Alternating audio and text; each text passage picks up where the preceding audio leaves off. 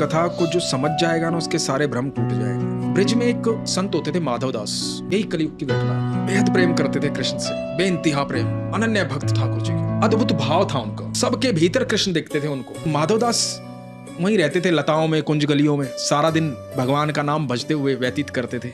पता है भोजन क्या करते थे वो? आश्रम में जो संत आते थे वो सब जो भोजन कर लेते थे, और उनका झूठा जो भोजन बच जाता था उसको इकट्ठा करते थे। सारे पत्तलों को इकट्ठा करके, उस भोजन को इकट्ठा करके, फिर उस झूठे भोजन से भगवान को भोग लगाते थे और फिर उस भोजन को खुद पाते थे। ऐसा अद्भुत भक्त कभी आपने नहीं सुना। भगवान को भोग लगाना और फिर खुद पाना। एक दिन बड़ी जोरों से भूख लगी थी उनको, फटाफट संतों का भोजन इकट्ठा किया, फटाफट पत्तल में डाला और एक कोर मुंह में डाल लिया। जैसे ही मुंह में डाला ना, तो याद आया आज भगवान को भोग नहीं लगाया। अब मुंह में कोर है, एहसास हुआ कि भगवान को भोग नहीं लगाया। भगवान को भोग लगाए बिना खाए कैसे माधव दास? अब उसको उगल भी नहीं सकता क्योंकि वो संतों का झूठा है, और संतों के भीतर कृष्ण दिखते हैं। संतों की महिमा अलग है, संतों का सम्मान अलग है, कृष्ण के समान है सारे संत।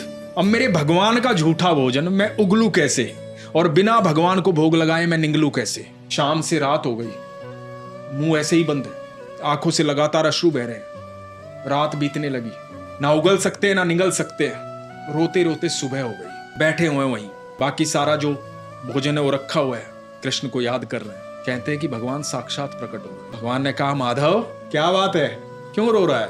तो इशारे से बता रहे हैं, भोग नहीं लगाया प्रभु, गलती हो गई, क्षमा कर दो। भगवान ने कहा कि माधव ला मेरे हाथ में दे। माधव ने कहा कि नहीं प्रभु, अपना झूठा आपको कैसे दे सकता हूं? बोले रे माधव, रोज झूठे का ही तो भोग लगाता है, आज कैसी बात कर रहा है, ला दे। बोला नहीं प्रभु, ये मेरा झूठा है, जिनका झूठा भोग तू मुझे लगाता है उन सबसे ज्यादा प्रिय तू मुझे है, ला दे।